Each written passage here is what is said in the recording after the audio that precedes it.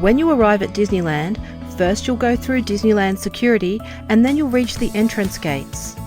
Open up your Disneyland app.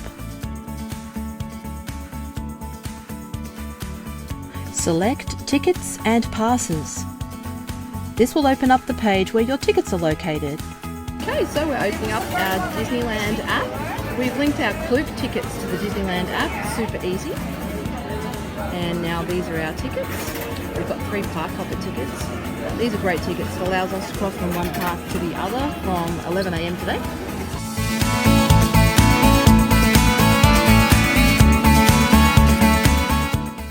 The gate attendant will scan your ticket QR codes.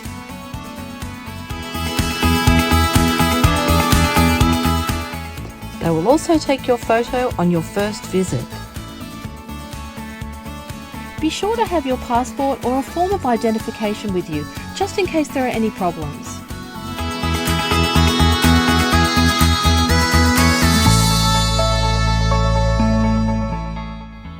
And then you're into Disneyland. It's that easy. You're all ready for a whole day of fun.